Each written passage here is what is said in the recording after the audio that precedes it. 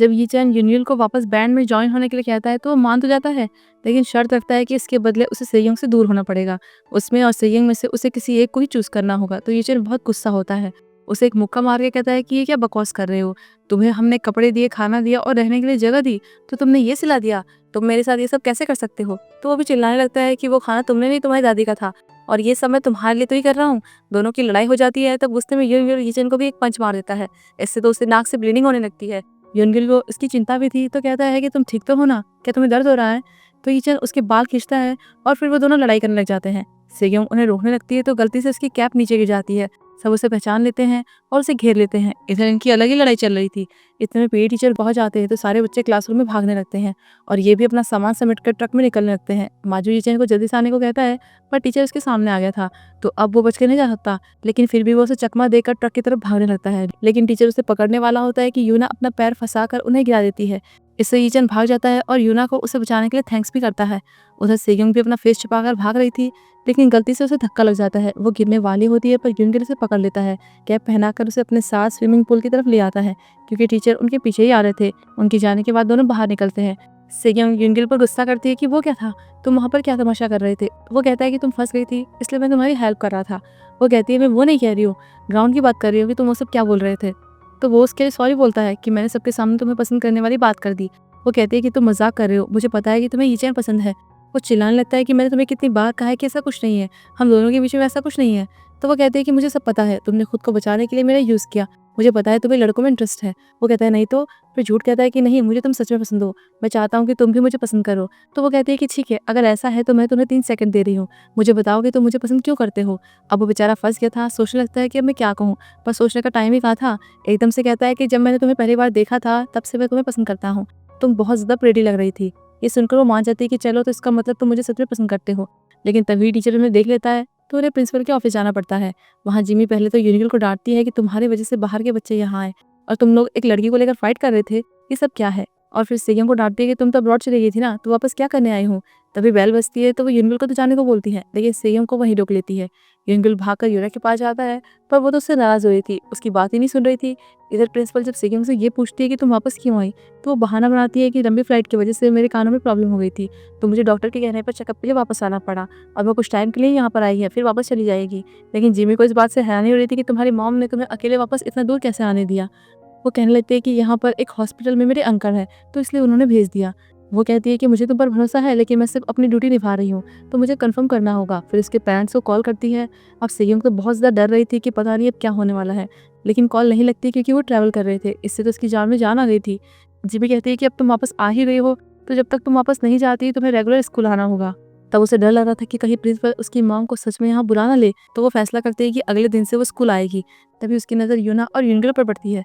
यूनगिल उसे मनाने की कोशिश कर रहा था क्योंकि उसे पता नहीं था कि वो नाराज़ क्यों है, लेकिन वो कोई रिस्पॉन्स नहीं दे रही थी। तो ये देखकर ओयन को बहुत अजीब लगता है कि पहले तो यीचन के पीछे पड़ा हुआ था, फिर पूरे स्कूल के सामने इसने मेरे लिए अपनी फीलिंग्स कन्फेस की, पर मेरे सामने आते ही एकदम नॉर्मल हो गया, जैसे कि कुछ हुआ ही ना हो। वहीं यीचन के स्कूल में टीचर उन सारे बैंड मेंबर्स को पनिशमेंट दे रहा था कि तुमने दूसरे स्कूल जाकर तमाशा क्यों किया, तुमने अपने स्कूल की बेइज्जती कर दी है। अब इतनी मार खाने के बाद वो खुद को अच्छा फील कराने के लिए बाहर जाते हैं।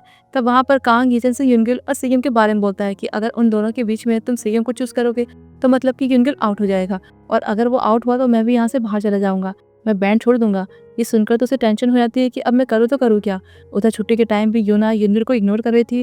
वो उससे पूछता है कि आखिर बात क्या है, लेकिन वो तो उसके पैर में पैर मारकर चली आती है। तभी सेयोंग आती है, पहले तो उसे चिढ़ाती है कि तुम्हें सब लोग पसंद है ना, चाहे वो लड़का हो या लड़की। फिर अपने साथ कहीं चलने को बोलती है। वो मना करता है तो कहती है कि ठीक है, फिर मैं यीचन से मिलने जा रही हूँ। ये सुनकर तो वो उसकी बात मान जाता है और उसके साथ एक रेस्टोरेंट आता है। वहाँ उसने फिर से स्पाइसी फूड ऑर्डर किया था, तो वो कहता है कि तुम मुझे खिलाने के पीछे क्यों पड़ी हो। वो कहती है कि तुम मुझे पसंद करते हो ना, तो क्या तुम मेरे लिए इसे नहीं खा सकते हो, और तुम्हारा ये खाना मेरे लिए बहुत ज़्यादा मायने रखता है। वो मान जाता है, कहता है कि ठीक है, अगर तुम्हारे लिए ज़रूरी है तो मैं खा लूँगा। फिर जैसे ही खाने लगता है तो उयुन खुद ही उसे रोक लेती है, क्योंकि शायद वो कहीं ना कहीं खुद नहीं चाह रही थी कि यूनगिल उसकी मॉम का पहला प्यार निकले। फिर वहाँ से बाहर आते हुए यूनगिल उससे कहता है कि तुम मेरे कन्फेशन का जवाब कब दोगी, मैं जानना चाहता हूँ कि तुम मेरे बारे में क्या सोचती हो। तो वो उसे इधर उधर की बातों में झाँकर वहाँ से निकल जाती है। फिर घर जाकर उसे खुद पर गुस्सा आ रहा था कि जब सब कुछ पता चलने वाला था तो मुझे अचानक से क्या हो गया, और मॉम ने भी पता नहीं ये कैसा हिंट दिया है, कुछ समझ नहीं आ रहा है कि क्या करूँ। तब उसे एक बात याद आती है कि उसकी मॉम ने बताया था कि उस लड़के ने स्प्रिंग फेस्टिवल में उनके लिए एक लव सॉन्ग गाया था, तो उस टाइम उन्हें उससे प्यार हो गया। इससे ओयन को आइडिया मिल गया था कि अब स्प्रिंग फेस्टिवल में जो भी लव सॉन्ग गाएगा, इसका मतलब वही मॉम का पहला प्यार होगा। तो मतलब कि ये है, उसे वहाँ पर जाना होगा। वहाँ यूना अब तक यूनगिल पर नाराज थी। वो उसके रूम में जाता है तो गुस्से में बुक्स फेंकने लगती है और फिर खुद बाहर निकल जाती है। तभी यूनगिल को उसकी डायरी मिलती है। उसमें देखने से पता चलता है कि उसे ये चैन पर क्रश था, यानी कि मॉम पहले से ही उसके डैड को पसंद करती थी। ये सिचुएशन तो उसके लिए बहुत ही अजीब हो गई थी कि तभी उसे ये चैन का कॉल आता है, जो उसे एक रेस्टोरेंट बुलाता है। वहाँ पहुँचता है तो वहाँ पर उसके साथ बाकी बैंड मेंबर्स भी थे। अब ये चैन को उस पर गुस्सा तो था, लेकिन अपने बैंड को बचाने के लिए उसे यूनगिल का साथ चाहिए था। तो कहता है कि मेरे पास तुम्हारे लिए एक डील है, मैं तुम्हें सेगियों का पीछा करने से रोकूंगा नहीं, लेकिन तुम्हें मेरे सामने उसको लेकर कोई बकवास नहीं करनी है। तुम्हें उससे फेस्टिवल तक नहीं मिलना होगा। फेस्टिवल तक हम लोग अपने बैंड पर फोकस करेंगे, ठीक है? बताओ मेरा आइडिया कैसा लगा? तो वो कहता है कि ठीक है, तो क्यों ना हम दोनों ही सेगियों को नहीं देखें। फेस्टिवल तक हम उससे दूर रहेंगे और हम दोनों में से विनर वही होगा जो परफॉर्मेंस में जीतेगा। तब कांग कहता है कि चलो ठीक है, अब सब कुछ सेगियों पर है। तुम दोनों के परफॉर्मेंस के बाद वो जिसे चूज करेगी वो उसकी चॉइस है। यीचन को खुद पर पूरा भरोसा था, तो वो भी इस डील के लिए मान जाता है। बाहर निकलते टाइम यीचन उससे पूछता है कि तुम जिनसंग फैमिली के लिए काम कर रहे हो ना? वो सरप्राइज होता है। तो वो कहता है कि तुम सरप्राइज क्यों हो रहे हो? ऐसी बातें बहुत जल्दी फैल जाती है, तो मुझे पता चल गया। तब यूनगिल उसे अपनी कंडीशन के बारे में बताता है कि वो कैसे वहाँ पहुँच गया और कुछ टाइम तक वो वहाँ रहकर यूना को पढ़ाएगा। फिर दादी के बारे में पूछता है कि दादी कैसी है, उनकी तबीयत तो ठीक है ना? तो यीचन उसे घर ले जाता है। यूनगिल को देखकर दादी बहुत खुश होती है, कहती है कि मैंने तुम्हें बहुत मिस किया। दादी भी जानती थी कि वो अब कहीं और रह रहा है, जो कि बहुत ज़्यादा अमीर है और उसे बहुत ज़्यादा पैसे देते हैं, लेकिन फिर भी चाहती थी कि वो वापस आ जाए। इसलिए पहले यीचन को किसी काम के बहाने बाहर भेजती है और फिर यूनगिल से कहती है कि कहीं मेरी वजह से तुम्हें कुछ बुरा तो नहीं लगा, तुम्हें अनकंफर्टेबल तो नहीं हुआ? वो कहता है कि नहीं नहीं, ऐसा कुछ नहीं है, आपने मेरी बहुत ज़्यादा हेल्प की, मुझे यहाँ रहने दिया, वही मेरे लिए बहुत है। वो कहती है कि अगर ऐसा है तो तुम वापस क्यों नहीं आ जाते? तुम हमारे साथ रहो, यीचन को फिर से पढ़ाओ। तुम्हें पता है जब से वो तुमसे मिला है एकदम बदल गया है। वो मेरी बात कभी नहीं सुनता था। मैंने उसे कितनी बार उसके पार्ट टाइम जॉब छोड़ने के लिए कहा, लेकिन अब उसने खुद ही छोड़ दिया है और रात को भी वो चुपके से पढ़ाई करता है। शायद वो तुम्हें इम्प्रेस करना चाहता है, लेकिन तुम्हारे जाने के बाद वो बहुत अकेला हो गया है, वो खो सा गया है। उस दिन भी वो माजू के घर पढ़ाई करने गया था, पर मुझे पता है कि वो पढ़ाई नहीं कर रहा था। जब वो घर आया उसके फेस पर चोट लगी हुई थी। मुझे तो चिंता होती कि कहीं वो अपने डैड के जैसा ना बन जाए। तो यूनगिल उनसे उसके डैड के बारे में पूछता है। वो बताती है कि उसके डैड को जुए की लत थी और इसीलिए वो मुझसे पैसे मांगा करता था, मुझे मारा करता था। ये सब जानने के बाद तो यूनगिल को बहुत बुरा फील हो रहा था। तब उसे सेगियोन की बात याद आती है कि उसने कहा था कि यीचेन को किसी ने मारा था। वहीं यीचेन बाहर से उनकी बातें सुन रहा था। दादी कहती है कि मैं चाहती हूँ कि तुम वापस आकर उसे पढ़ाओ, हमारे साथ रहो। जहाँ तुम रह रहे हो मैं उतना पैसा नहीं दे सकती, लेकिन मैं जो भी दूंगी अपनी तरफ से पूरी कोशिश करूंगी। वो कहता है कि मैं पैसों की वजह से वहाँ नहीं रह रहा हूँ, कोई है जिसकी वजह से मुझे वहाँ रहना है और मैं आपसे प्रॉमिस करता हूँ कि मैं जल्दी वापस आऊँगा। फिर जब जाने लगता है तो यीचेन भी उसके साथ बाहर आता है। तब बातों बातों में यूनगिल को पता चलता है कि उसकी सच में पिटाई हुई थी, वो भी उसकी वजह से। उसे हॉस्पिटल में एडमिट तक होना पड़ा। उसे चिंता होने लगती है कि तुम ठीक तो हो ना, कहीं चोट तो नहीं लगी और तुम्हारे कान तो ठीक है ना? वो कहता है मैं एकदम ठीक हूँ, मुझे सब कुछ सुनाई दे रहा है और तुम इतनी जोर से मेरे कानों पर चिल्ला क्यों रहे हो? फिर कहता है कि तुम यूना को मेरी तरफ से थैंक्स कह देना, उसने मेरी जान बचाई। वो चौंक जाता है कि तुम यूना को जानते हो? वो कहता है ज़्यादा नहीं जानता, पर मुझे इतना पता है कि वो और सेगिंग दोनों फ्रेंड हैं, उसने मेरी जान भी बचाई। यूनगिल को समझ नहीं आ रहा था कि ये सब क्या हो रहा है। उसके डैड को उसकी वजह से चोट लगी और वो और मॉम पहले से ही मिल चुके हैं, जबकि इस टाइम तक तो वो एक दूसरे को जानते भी नहीं थे। उन दोनों को तो साइन लैंग्वेज क्लास में मिलना था, यानी कि सच में फ्यूचर बदल रहा है और ये सब मेरी वजह से हो रहा है। मतलब कि अब मुझे ही उन दोनों को एक करना होगा, वो भी फेस्टिवल से पहले, इससे पहले कि सेयोंग डैड को चूज कर ले। अब अगले दिन ओयुन अच्छे से रेडी होकर स्कूल पहुंचती है तो लड़के उसके पीछे पड़ जाते हैं, जैसे कि वो सेयोंग के पीछे पड़ते थे। वो भी इस मौके का बहुत ही अच्छे से मजा ले रही थी। तब युनसांग आती है और उस पर गुस्सा करती है कि तुम वापस आई, तुमने मुझे बताया क्यों नहीं? क्या तुम मेरी बेस्ट फ्रेंड नहीं हो? लेकिन वो उसे पहचान नहीं पाती, कहती है कि तुम कौन हो? उसे और गुस्सा आता है कि तुम मुझे नहीं पहचानती। तो उसके नेम प्लेट पर वो नाम देखती है और उसे याद आता है कि ये तो वही आंटी है जो फ्यूचर में मिली थी। वो कहती है कि युनसांग, मैं तो मजाक कर रही थी, मैं तुम्हें कैसे भूल सकती हूँ? उधर युनुल को पता था कि योना उससे नाराज क्यों है, तो उसे बोल देता है कि मुझे पता है तुम मुझसे नाराज क्यों हो, इसलिए मैं तुम्हारी हेल्प करूंगा। बाहर जाता है तो सेयुंग को आता हुआ देखता है। उसे देखकर तो वो भागने लगता है, क्योंकि उसने यीचन से प्रॉमिस किया था कि वो उससे नहीं मिलेगा। लेकिन वो उसे देख लेती है और उसे भागता हुआ देखकर उसके पीछे भागती है कि तुम मुझे देखकर भाग क्यों रहे हो। उधर यीचन को भी खबर मिल जाती है कि सेयुंग ने स्कूल में आना शुरू कर दिया है, तो उसके लिए टेंशन वाली बात हो रही थी कि फिर तो युनविल रोज उसे मिलेगा, तो मतलब उसे अब अच्छे से प्रैक्टिस करनी होगी। इसलिए जब सब लोग प्रैक्टिस रूम में जाते हैं तो देखते हैं कि वहाँ पर सारा सामान समेटा जा रहा था। उन्हें पता चलता है कि टीचर ने म्यूजिक रूम साइंस क्लब वालों को दे दिया है। ये जानकर तो वो टीचर के पास जाता है, उनके पैर पकड़कर उन्हें मनाने की कोशिश करता है, पर वो नहीं मानते, कहते हैं कि ये तो कमेटी ने डिसाइड किया है, तो इसमें मैं कुछ नहीं कर सकता। अब फेस्टिवल भी आने वाला था, उनके पास प्रैक्टिस करने के लिए जगह भी नहीं थी। वहाँ यूनियन भी परेशान हो गया था। वो अपने पिछले बिहेवियर की वजह से टीचर को एक अपॉलॉजी लेटर लिख रहा था, लेकिन सेयुंग को आता हुआ देखकर वो आधा ही लिखा हुआ लेटर टीचर को पकड़ाकर वहाँ से भाग जाता है। वो पूरे स्कूल में भाग रहे थे, टॉम एंड जेरी के जैसे खेल रहे थे, लेकिन फाइनली वो उसे पकड़ ही लेती है। कहते हैं कि तुम्हारे कन्फेशन की वजह से सब लोग सोच रहे हैं कि हम दोनों डेट कर रहे हैं और अब तुम सारे स्कूल के सामने मुझे दौड़ा रहे हो, मेरी बेइज्जती कर रहे हो। मैं क्या कोई वायरस हूँ, तुम मुझसे इतना भाग क्यों रहे हो? तो वो बता देता है कि मेरे और ईचन के बीच में एक डील हुई है कि हम फेस्टिवल तक तुमसे दूर रहेंगे। वो हंसने लगती है कि इसका मतलब अब सब कुछ मेरे हाथ में है। तो चलो ठीक है, अब तुम फ्री हो, तुम जा सकते हो।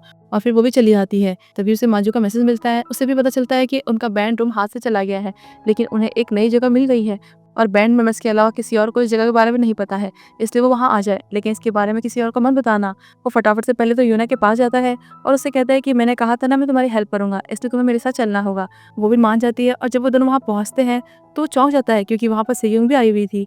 ये चैन उसे बता रहा था कि मैं फेस्टिवल के दिन तुम्हारे लिए एक लव सॉन्ग गाऊंगा। तो उसका दिमाग खटकता है कि लव सॉन्ग, इसका मतलब कि उस दिन उसे पता चल जाएगा कि उसकी बॉम का पहला प्यार कौन था। उन्हें साथ में देखकर यूनगिल को भी गुस्सा आता है कि ये क्या है, ये यहाँ पर क्या कर रही है, तुमने तो कहा था कि किसी बाहर वाले को यहाँ के बारे में नहीं पता चलना चाहिए। तो वो यूना को देखकर कहता है कि तुम भी कौन सा अकेले आए हो, तुम भी तो किसी को लेकर आए हो। वो दोनों बात करने के लिए बाहर जाते हैं। तब सेयोंग यूना के पास आती है, उसे हेलो करती है और उसे साइन लैंग्वेज में बात भी करती है। वो चौंक जाती है कि साइन लैंग्वेज जानती है। बाहर उन दोनों की बहस चल रही थी।